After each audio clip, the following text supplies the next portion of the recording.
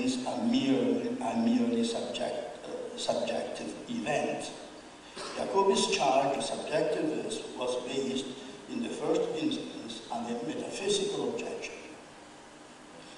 Viewed against this metaphysical backdrop, which Jacobi himself had put in place, the claim of ontological realism, when applied to the early Romantics on the basis of their Spinozism, appears singularly vacuous and also disingenuous if intended by these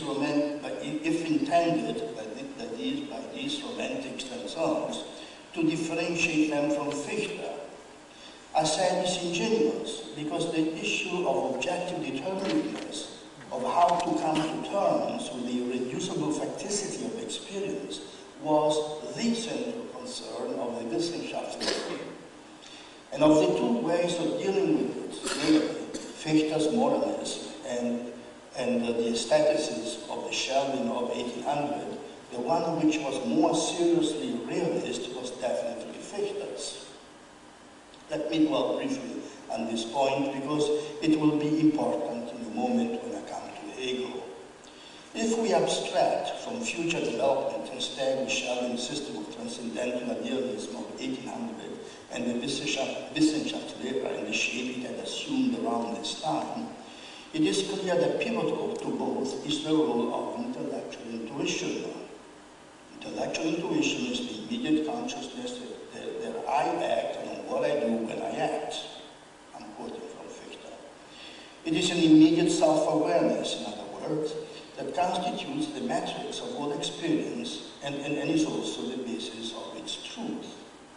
Yet it cannot be expressed conceptually without making the subject and object each the object of a distinct representation, that is to say, without introducing a distance between the two that destroys the immediacy of the original awareness of their unity.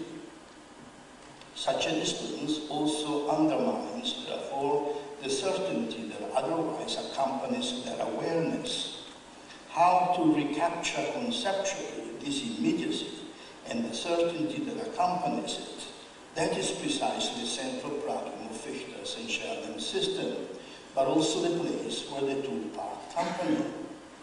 Schelling, for his part, as we know, begins with the assumption of an original equipoise in consciousness between subject and object, a point of indifference between the two on the basis of which two series of conceptual constructs are then systematically developed as the equipoise is disturbed and either one side or the other is made to predominate. One series represents a more complex configuration of natural existence. The other series have a more complex configuration of conscious existence. The two series are not simple counterparts, for the second repeats the first at an incommensurably higher level of complexity, to the point that its relation to the first series, in fact, the relation of reflected to immediate existence itself reflective becomes an issue for it. The need thereby arises to explicitly recuperate the original union of the two. But this is precisely what cannot be done reflectively. Here is where intellectual intuition, which tacitly motivated the original assumption of the subject-object equipoise and inspired the conceptual reflections that followed upon it, becomes an issue within the overall system itself. Is there a way of retrieving this union consciously, yet in a medium which is non-reflective, at once expressive like the concept, yet blindly spontaneous like nature? Now, as we know, there is, according to Schelling, a type of human individual who manages precisely this.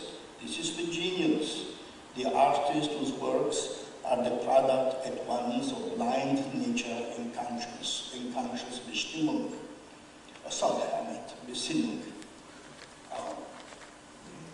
It is in his intuition and in his artistic witness to it that the original unity of self and nature is both retrieved and expressed in works of beauty.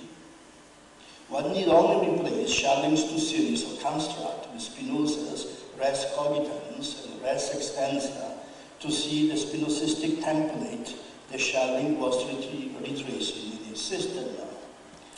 The difference is that Schelling is post-Kantian, and that it therefore takes its starting point not pragmatically from the concept of substance, but from the problem of a finite mind aware of, yet incapable of expressing, the unity underlying all its experiences.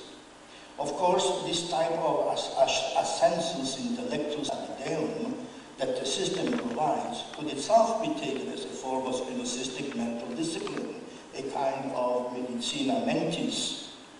But this is all the more reason to believe that Schelling's romanticism was indeed a kind of Spinozism, an aesthetic version of Spinoza monism that better correlates with the temperament of the time. But the question is whether the ontological realism that this aestheticized form of Spinozism is supposed to have provided for the full romantique is serious enough. The truth to which the witness of the artist attests is that the universe is a phantasmagoria of apparent determinations, such as can be admired and even celebrated in the medium of the artist's poesy, but whose substance consists nonetheless in their disappearing into the abyss of the absolute. This certainty did not meet Jacobi's test of realism, namely responsibility of action and the irreducible individuality of the agent. So, responsibility of action based on the irreducible individuality of the agent. Because, on the contrary, it reduced whatever individuality that would have made responsible action possible to a merely subjective phenomenon. And this was a subjectivism based on metaphysical, not just psychological grounds. I'm saying, in other words, that whatever stability Spinoza might have added to the mysticism of the full romantique, it was not one of ontological realism. One can understand, therefore, why Fichte, who incidentally always thought of himself as a disciple of Jacobi, rebuffed Schelling. But the latter's assumption of an original equipoise in consciousness as subject and object, and his construction of the life of spirit as a reflective repetition of the life of nature was for Fichte a form of both Schelling's assumption of an original equipoise in consciousness as subject and object, and his construction of the life of spirit as a reflective repetition of the life of nature was for Fichte a form of naturalism that he could not accept. On Fichte's reconstruction of experience, the occurrence of an other opposite I in the first moment of consciousness is the de facto result of what is intended to be a pure act of freedom, a thought thinking itself simply for the sake of thinking itself, but results instead in the thought of something determined, namely the objective other. The presence of the latter is at once an unintended result, which in fact frustrates the original attempt at infinite freedom, and a necessary result, for without the determination that it brings to the intended freedom, would neither this freedom acquire a name, that of the I, nor would this I be conscious of itself. Accordingly, Fichte proceeds to interpret the whole of experience as an attempt on the part of the I to transform the other, which it otherwise feels as an obstacle to its intended freedom, into a visible presence of itself, to manifest nature, in other words, as in fact a work of freedom. In fact, this amounts to denying to nature a meaningful subsistence of its own, investing it with a meaning that is purely subjective and ultimately moralistic. It is this subjectivity, this moralistic tone, that I presume the full romantique was reacting against.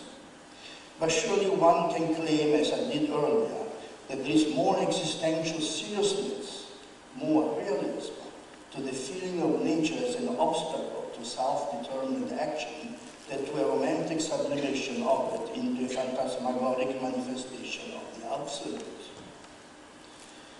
But be that as it may, more to the point is that Fichte was acute enough, certainly more acute than Schelling, to recognize that it takes an act of faith, indeed a deliberate choice, to locate the origin of experience in an act of freedom, and accordingly to interpret the whole of experience as a protracted moral commitment. As Fichte openly acknowledged, one could just as well locate it in an event of nature. For the origin of experience is exactly preconscious and is consequently resistant to reflective comprehension and univocal reflective determination. On this score, Fichte shared common ground with Schelling and the full Romantique as a whole.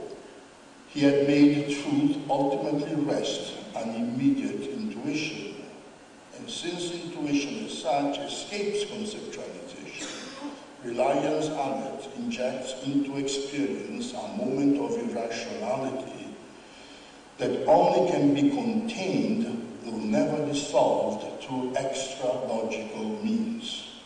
And it is, of course, a matter of temperament, of personal interest, as Fichte was to say, whether for such means one turns to morality, aestheticism, naturalism, political power, or what have you.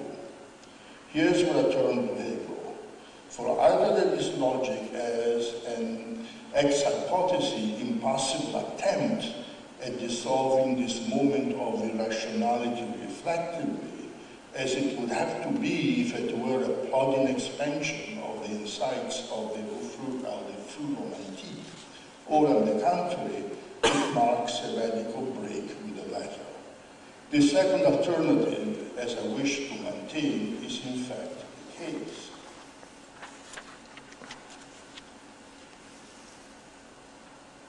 I must be brief. My only aim is first to indicate where I believe this break lies, and second, to suggest the evidence that can be found for it in the years of Hegel's development.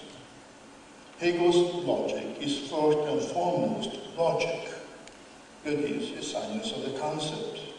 And although it does make at least one ontological commitment, as we shall see in a moment, it does so in a spirit which is best described as transcendental.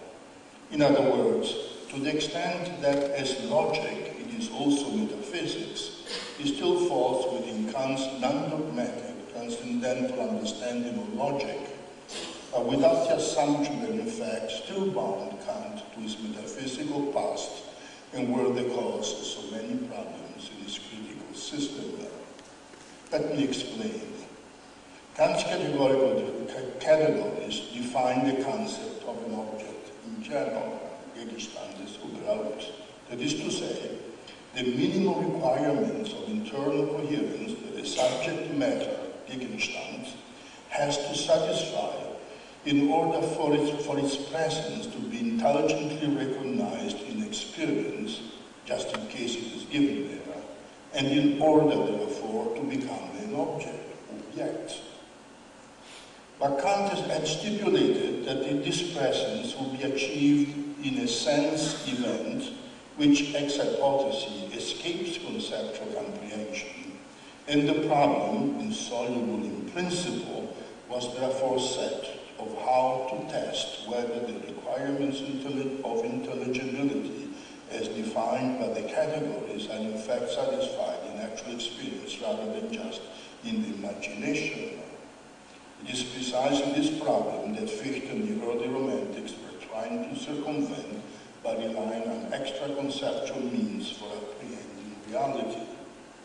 Hegel's solution relies, on the contrary, on developing the concept of an object in general, which, as Hegel repeatedly complained, Kant's own categories define only incompletely and haphazardly. Hegel's logic, in other words, defines the structure of a universal meaning. It defines the limits, if I may shift metaphors, of a conceptual space within which the presence of objects in experience can be recognized when given. And as defined by logic, such a space allows for recognition above all that there are degrees